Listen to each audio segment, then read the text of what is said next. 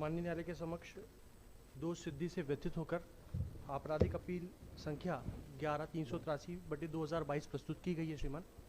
इसमें अपीलार्थी महेश शर्मा एवं अन्य में अपीलार्थी क्रमांक 4 जिसका नाम है श्रीमान Punjab Rawat.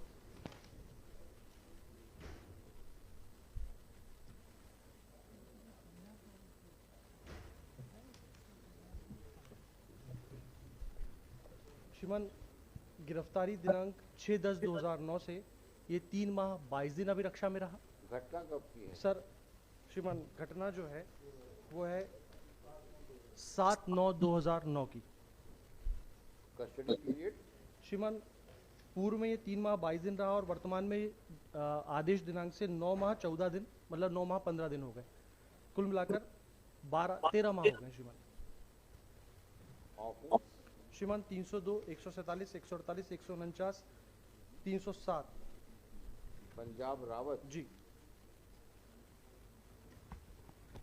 Late us see the prosecution. श्रीमान अभियोजन का प्रकरण संक्षिप्त रूप में इस प्रकार है कि दिनांक 7/9/2009 को शाम 6:45 पर फरियादी बनवाल सिंह रावत के द्वारा घटनास्थल ग्राम समूह का हार पक्की सड़क अंतर्गत थाना करेरा में इस आशय की देहाती नालिश रिपोर्ट लेखबद्ध कराई गई कि आज दिनांक 7/9/2009 की सुबह वह अपने बड़े भाई बालकिशन मृतक रिश्तेदार अरविंद रावत निवासी टोरिया, राधेश्याम रावत निवासी भासड़ा खुर्द के साथ मोटरसाइकिल से करेरा आया हुआ था एवं करेरा से वापस अपने गांव सड़ जा रहा था।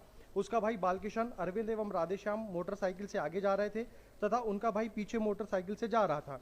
शाम के करीब 4:30 बजे समूहा हार पक्की सड़क पर जब वे पहुंचे तो पीछे से एक सफेद रंग की मार्शल गाड़ी आई और आगे निकलकर उसके भाई बालकिशन की मोटरसाइकिल में पीछे से टक्कर मार दी, जिससे वे तीनों लोग सड़क किनारे गिर गए थे एवं मार्शल गाड़ी रुक गई थी। उस गाड़ी में से एक राय होकर गांव के गुल्ली और राम किशोर कट्टा लिए, महेश पंडित कट्टा लिए, मथुरा दास कल्ला पंजाब, राम प्रसाद निवासी सड़, बबलू रावत निवासी दबई, देवेंद्र सिंह निवासी भासड़ बंदूक लिए, सुरेश शर्मा निवासी खिरिया बंदूक लिए एवं मनोज निवासी सुकेता उतरे, जिसके कारण उसके भाई बालकिशन अरविंद एवं राधेश्याम की खेत की ओर भागे तो ये सभी लोग उनके पीछे दौड़े तथा फायर करने लगे, जिससे तीनों लोग घायल हो गए एवं गुल्ली पंडित सुरेश शर्मा ने बालकिशन की पड़ी हुई अवस्था में कट्टा बंदूक से एक राय होकर फायर किया, जिससे सभी लोग फायर करते हुए दिनारा की ओर गाड़ी लेकर भाग गए।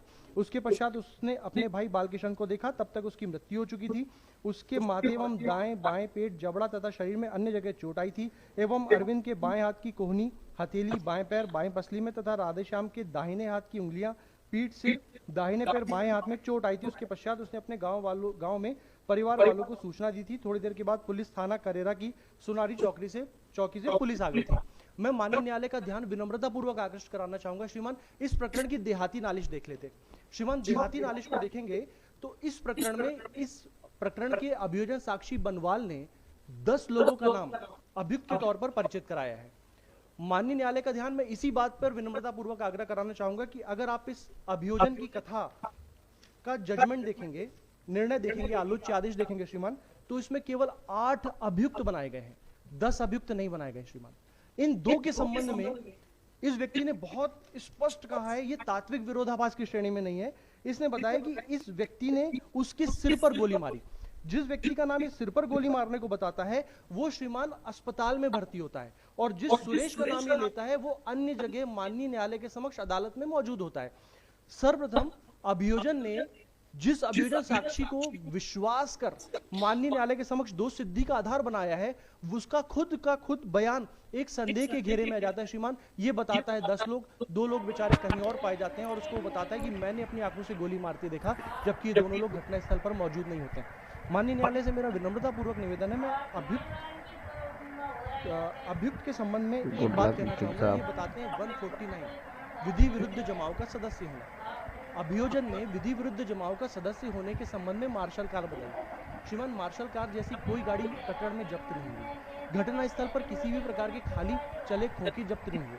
इन्होंने बताया कि जिस व्यक्ति को चोट लगी है उसको केवल साधारण चोट लगी है, इनमें से कोई भी व्यक्ति घटनास्थल पर मौजूद नहीं थे। अभियोजन के मुताबिक जहां पर विधि विरुद्ध जमाव का सदस्य होना बताते हैं वो तथ्य माननीय न्यायालय के समक्ष प्रदर्शित नहीं है। जिसको अभियोजन साक्षी बताता है कि मैंने अपनी आंखों से इसको गोली मारते देखा, वो व्यक्ति माननीय न्यायालय के समक्ष अपने आप को उसका कोई विचारण नहीं होता, उसे पुलिस के द्वारा क्लीन चिट दे दी जाती है। जिस अभियोजन साक्षी पर ये विश्वास करते हैं उस अभियोजन साक्षी का साक्ष्य स्वयं अतिशयोक्तिपूर्ण, बनावटी, मिथ्या एवं रंजिश के आधार पर फंसाने वाला पाया जाता है। ऐसी दशा में माननीय न्यायालय से निवेदन करूंगा कि जिस व्यक्ति के आधार पर माननीय न्यायालय के समक्ष प्रकरण पहुंचा है, श्रीमान ये स्वयं संदेह के दायरे में है। ऐसी दशा में हम माननीय न्यायालय से दया के आधार पर पात्रता रखते हैं कि ये व्यक्ति अतिशयोक्तिपूर्ण, भ्रामक कथन, असत्य कथन से इसने परिचित कराया और इसके आधार पर हमें दोष सिद्धि अवलंबित हुई। श्रीमान, मैं माननीय न्यायालय का ध्यान एक जजमेंट के इस पैरा क्रमांक में भी आकृष्ट कराना चाहूंगा। पैरा क्रमांक 71 ये बताते हैं कि प्रथम सूचना रिपोर्ट में पुलिस कथनों में सुरेश शर्मा एवं देवेंद्र शर्मा के संबंध में तथ्य आया है कि उक्त आरोपीगण भी घटना में सम्मिलित थे और उनके द्वारा घटना कारित की गई है। विवेचना के क्रम में उक्त दोनों आरोपीगणों के संबंध में यह पाते हुए कि वे अपराध में सम्मिलित नहीं थे श्रीमान, उनके विरुद्ध अभियोग पत्र न्यायालय में पेश नहीं किया गया। इस आधार पर सभी आरोपीगणों को दोष मुक्त किए जाने की प्रार्थना की है। इस संबंध में न्यायाधीश हिरम्मा बनाम ब्रह्मा एवं अन्य असम राज्य AIR 1982 सुप्रीम कोर्ट पेज 1995 माननीय न्यायालय ने इस प्रकरण को डिस्कस किया अपने जजमेंट में। उन्होंने बताया है कि जहां आरोपी के विरुद्ध अभिलेख में साक्ष्य उपलब्ध हो, उस आधार पर जिन आरोपियों को दोष मुक्त किया गया है उनके आधार पर अन्य आरोपी गणों का प्रकरण नहीं देखा जाना चाहिए। ऐसी दशा में इस आलोच्य आदेश में माननीय विचारण न्यायालय द्वारा स्वयं भी स्पष्ट किया गया है कि जो अभियोजन साक्षी जिसको बताया जा रहा है उसकी कथा के आधार पर अभियुक्त गणों को दोषी साबित नहीं किया जा सकता, फिर भी हमें दोष सिद्धि अवलंबित हो गई है। ऐसी दशा में भी माननीय न्यायालय का इस दोष सिद्धि के आदेश में हस्तक्षेप करने की मैं न्यायहित में प्रार्थना करता हूँ। श्रीमान, देवेंद्र शर्मा और सुरेश शर्मा जो है जी, इनका नाम भले देहाती नालिशी में आया हो जी, लेकिन इसके खिलाफ चालान पेश नहीं हुआ। जी श्रीमान, इसलिए नहीं हुआ क्योंकि अन्यत्र पाए गए। दीगर बात है जी, अब सवाल ये उठता है जी श्रीमान, देहाती नालिशी हो या FIR हो, जी, ये दोनों ही चीजें जो होती हैं एक इंफॉर्मेशन होती हैं जी श्रीमान, और इन इंफॉर्मेशन को हम गॉस्पेल ट्रुथ नहीं कहते, जी मतलब श्रीमान, वो तो नहीं है जी, मतलब वो एनसाइक्लोपीडिया नहीं होना चाहिए, लेकिन माननीय न्यायालय का ध्यान इस बात के लिए भी विनम्रता पूर्वक। तुम बिना फुल स्टॉप कॉमा के चालू हो, जी श्रीमान, तुम्हारा मोनोलॉग चलता रहे, जी श्रीमान, या हम लोग सवाल पूछे कुछ नहीं श्रीमान, आप पूछिए श्रीमान। हैं? जी, तुमने काफी अच्छा बोल दिया, जी, थैंक यू। अच्छा कमांड है तुम्हारा हिंदी भाषा में और बड़ी सदी हिंदी में तुमने बहस करी, उसके लिए हम सब जो है आपकी प्रशंसा करते हैं। इसका मतलब ये नहीं हुआ कि आपकी बात मान जाएंगे, मैं क्षमा चाहूंगा श्रीमान, बात वही मानी जाएगी जो कानून में रहे। जी श्रीमान, तो जहाँ तक देहाती नालिशी का सवाल है या FIR है, वो एक इंफॉर्मेशन होती है। जी, प्रोसिक्यूशन जब चालान पेश करता है तो उसका दायित्व है कि जो एलिगेशन लगाया उसको वो सिद्ध करे, जी, और सिद्ध करने के लिए एविडेंस देता है। बिल्कुल, अब ये दीगर बात है, उसमें कॉन्ट्रडिक्शन ओमिशंस आते हैं, जी, तभी आप 161 का बयान जो है जी, उसको कन्फ्रंट करते हो कॉन्ट्रडिक्शन के लिए, जी श्रीमान, जैसा कि एविडेंस एक्ट में दिया हुआ जी, है धारा 162 में। जी, तो उन सबको ध्यान में रखते हुए जी, न्यायपालिका ये सेशंस कोर्ट ने उस पर निर्णय सुनाया है। जी, ये क्वेश्चन ऑफ मेरिट है, जी, जिसको देखा जाएगा। जी, आज की तारीख में आप पंजाब किसके लिए हो? आप पंजाब के लिए श्रीमान, पंजाब रावत के लिए हो। जी, अब पंजाब रावत के खिलाफ एलिगेशन है कि ये भी बंदूक लिए हुआ था, जी, ठीक है, जी, और लोगों के साथ में। जी, अब ये पंजाब रावत, उसमें गोली पंजाब रावत की लगी है, नशीद को नहीं लगी, किसी और की लगी जी, है, अन्य की लगी, इसकी भी लगी है, लेकिन सबके खिलाफ एलिगेशन है कि इन्होंने फायर किया, जी, या ना। तो अब अगर एलिगेशन फायर करने का है मतलब एक्टिव पार्टिसिपेशन है। श्रीमान, अब वो दीगर बात है कि आपकी गोली डिसीज को ना लगी, जी, that can not be justification, क्योंकि आप 149 के में नहीं आओ, आप 149 में आओगे। 149 में जो लेटेस्ट केस लॉ है जी, वो कहता है हाई डिग्री ऑफ प्रोबेबिलिटी। जी श्रीमान, अब हाई डिग्री ऑफ प्रोबेबिलिटी को समझा जाएगा इन ए गिवन सिचुएशन, जी, जो क्या परिस्थितियां हैं। परिस्थितियों के आधार अब जो परिस्थितियां दिखाई जा रही हैं, 3 आदमी मोटरसाइकिल से चले जा रहे हैं, चले जा रहे हैं श्रीमान, एक मार्शल गाड़ी आती है, वो उसको पीछे से धक्का देती है, जी, वो तीनों गिर जाते हैं। बिल्कुल, मार्शल गाड़ी को उससे गाड़ी में उतरते हैं, जी, उतरने वालों में आप सबके नाम दिए गए हैं उसमें। जी, तो उस स्पॉट पे आपकी प्रेजेंस बताई गई, बिल्कुल बताइए, स्पॉट में आप उन्होंने चेस किया उनको बंदूक लेकर के, जी, और गन शॉट इंजरीज फायर करी, उसके रिजल्टेंटली वो आदमी होमोसाइडल डेथ का विक्टिम बन गया। बिल्कुल, अब ऐसी स्थिति में आज की तारीख में जहाँ केवल मात्र आप 11 महीने 13 महीने वहाँ रहे हो जेल में, ये हम कह सकते हैं कि आप निर्दोष हैं?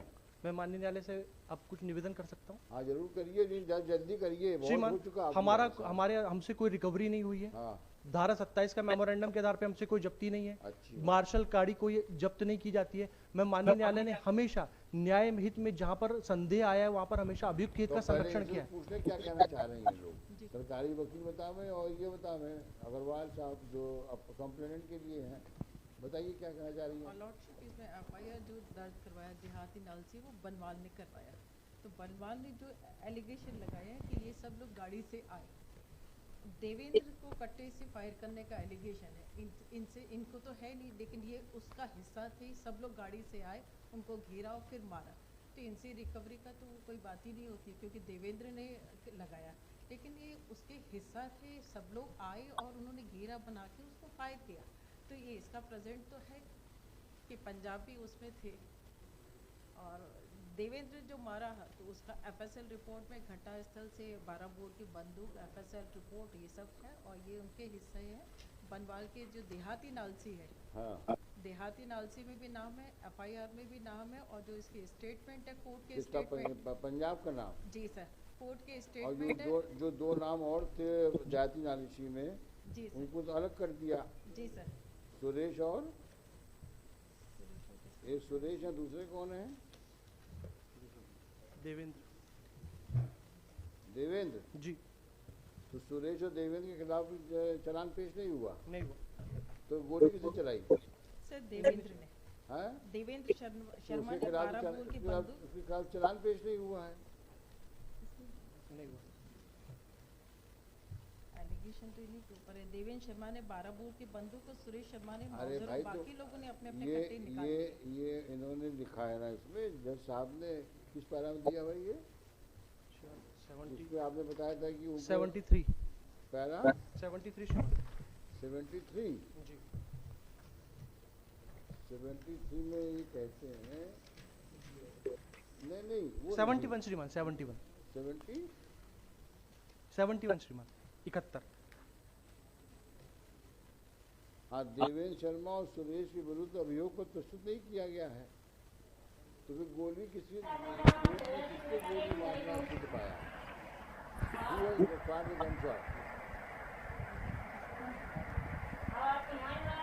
एविडेंस क्या आ गया? गुड लक वकील साहब। अरे मैडम, मेरी ये सवाल कि देवेंद्र शर्मा जिसके खिलाफ चालानी पेश नहीं हुआ है, तो कन्विक्शन के आधार पर और लोगों का कि आपने देहाती नालिशी कहती है देवेंद्र शर्मा ने गोली चलाई, देवेंद्र और सुरेश ने, और दोनों आदमी चालान में क्या नहीं करेगा, थे। एग्रीमेंट करेगी। तो फिर किसने गोली चलाई थी? जिसके खिलाफ अभियोग तक पेश किया है, वो केस क्या है?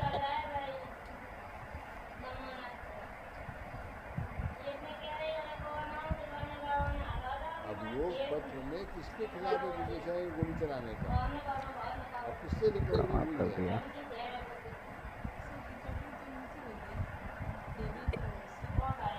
अरे भाई, देवेंद्र कहाँ से आ गया? वो तो कोर्ट में नहीं गया भाई, उसके खिलाफ एलिगेशन ही चालान ही पेश नहीं हुआ।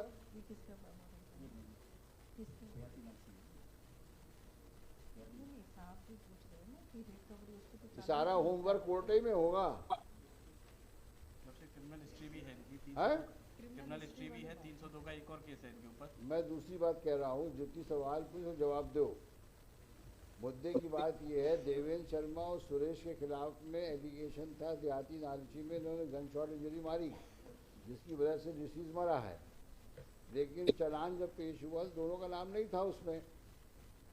ऐसी परिस्थिति में किसके खिलाफ एलिगेशन ये सिद्ध पाया गया गोली चलाई है और मरा है वो? जो नाम आया है ना, वही तो मैं जानना चाह रहा हूँ कि जब दो आदमियों का नाम जिनका था, ये तो एक कहानी हो गई, लेकिन कोर्ट में किसके खिलाफ ये एलिगेशन सिद्ध पाया गया कि अमुक व्यक्ति के गन शॉट इंजरी से डिसीज मरा है? सर हम्बल रिक्वेस्ट करती हूँ कि आप मुझे रिकॉर्ड दे दीजिए, मैं लंच के बाद इसको। पढ़िए आप, जी पढ़ के बताइए लंच के बाद। चलो भाई। लंच की अभी पढ़िए, अभी बहुत समय है आपके पास पढ़ने के लिए। चलिए।